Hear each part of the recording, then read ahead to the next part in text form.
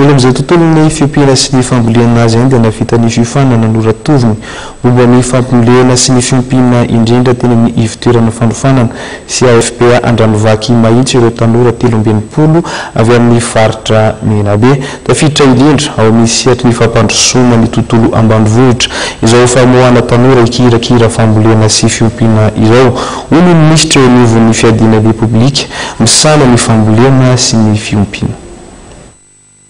Tanora misy 30 avy amin'ny faritra Menabe no navita fiofanana momba ny fambolena sy ny fiompiana teny amin'ny ivitoerana fanofanana KAFPA Andranovaky mahitsy. Tanora izay efa tsy nianatra intsony saingy nosotonina indray hiditra eo amin'ny sehatry ny asa avy amin'ny alalan'ny programa fanofanana rakes Formaprod. Pakady eto ny fitondram-panjakana ampandrosoana ny firenena ny famporisihana ny tanora amin'ny sehatry ny asa indrindra eo amin'ny sehatry ny fambolena sy ny fiompiana tafiditra indrindra ao anatin'ny sehatry ny fampandrosoana ny tontolo ambanivohitra izao famoahana tanora ahay ikirakira fambolena sy ny fiompiana teny mahitsy izao hoy ny ministra eo anivon'ny fiadiana republika misana ny fambolena sy ny fiompiana. Izy mieritreritra hoe mianto maro samihafa dia mijanona tamin'ny fianarana izy inona no ataony izay mahatonga antsika zany amin'ilay Formaprod na ny projet hafa manao ny resaka formation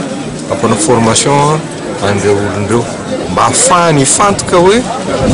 afaka ataony asa mamboly miompy manjo eny ambanivohitra zay ihany ny ampandrosoantsika eny ambanivohitra fa rehefa manampy ny fanjakana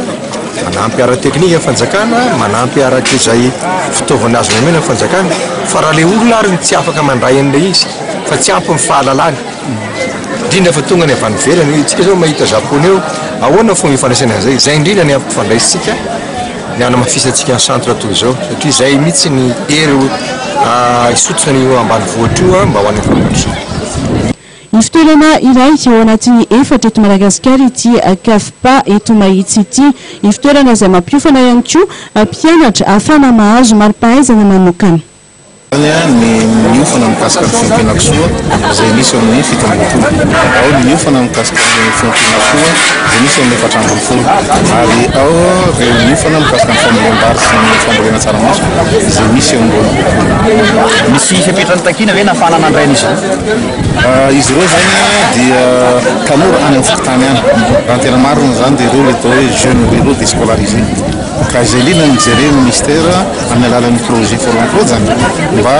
nitsimponina nijerena akaiky hoe avela fotsiny hoe le taorona reny dia dikan'izay miasa ny tompony andraiky atao Formaprod isaky ny faritra zany namantatra azy ireny dia niara dinidinika amin'izy ireny dia rehefa aveo moa zany misy mifanapahakevitra hoe ireo zany voafantina na rehefa iofana ty. Tonga any anatrika ity lanonana famoahana mpianatra ity omaly Jiramatoto Lydia ministra ny fampiofanana ara-teknika sy ny fananakasa.